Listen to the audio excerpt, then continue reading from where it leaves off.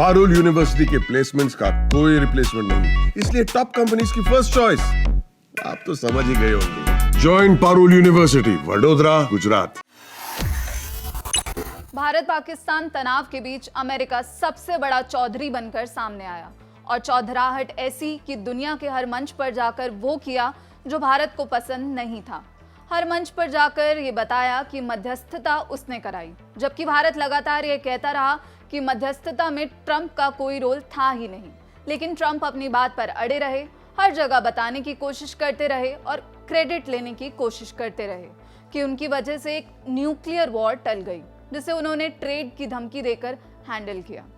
लेकिन इधर भारत ने साफ किया कि ट्रेड को लेकर दरअसल कोई बात हुई ही नहीं थी।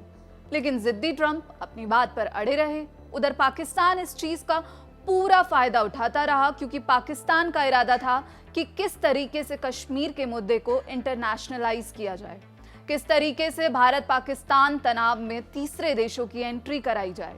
लेकिन इन सब के बीच चर्चा में डोनाल्ड ट्रंप प्रशासन का एक प्लेन बना हुआ है। प्लेन का नाम है C-17 ग्लोबमास्टर, जो एक मिलिट्री ट्रांसपोर्ट एयरक्राफ्ट है। आपकी जानकारी के लिए बता दें कि इसी प्लेन में अमेरिका ने भारतीय प्रवासियों को अपराधी की तरह हाथ पैर बांधकर भारत भेजा था। लेकिन अब उसी प्लेन ने भारत में एक तरह से सरेंडर कर दिया है। अब ये प्लेन भारत में ही फंस गया। कैसे फंसा ये आपको बताएंगे, तो पहले समझिए। दरअसल हाल ही में अमेरिका के उपराष्ट्रपति JD वांस भारत दौरे पर आए थे, जब वो अपने परिवार के साथ PM मोदी से मिलने पहुंचे और भारत अमेरिका के द्विपक्षीय संबंधों पर चर्चा की।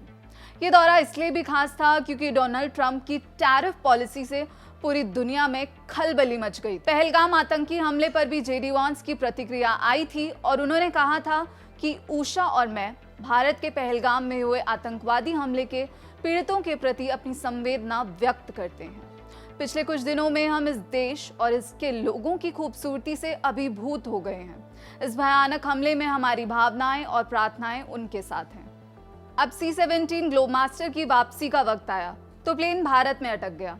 दुनिया भर में सुपर पावर का दम भरने वाला अमेरिका और उसके एयरफोर्स के ऑफिसर इस एक प्लेन को 1000 कोशिश करने के बाद भी ठीक नहीं कर पाए। लेकिन इसके बाद एंट्री होती है भारत की, जिसके टेक्निकल माइंड को पूरी दुनिया में जाना जाता है।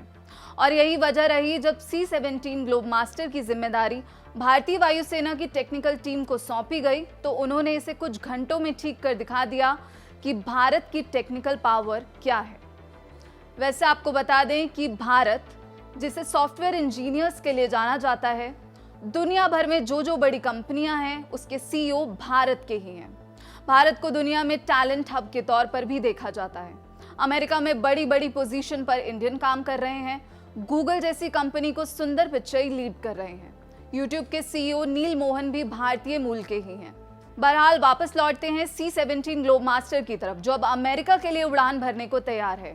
C-17 ग्लोबमास्टर को ठीक कर भारतीय सेना ने बता दिया कि भारत सिर्फ युद्ध के मैदान में ही नहीं, वह चैंपियन है, बल्कि हर मोर्चे पर भारत का डंका हर जगह बज रहा है। हालांकि सीजफायर के लिए ट्रंप खुद का नाम जरूर ले रहे हैं, लेकिन सच तो ये है कि भारत ने पाकिस्तान में इतनी ब्रह्मोस मिसाइल दागी कि पाकिस्तान की DGMO, director general of military operation, ने खुद सीजफायर के लिए भारत को कॉल किया और फिर भारत सीजफायर के लिए राजी हुआ। ऐसी ही वीडियोस के लिए बने रहिए दैनिक जागरण के साथ।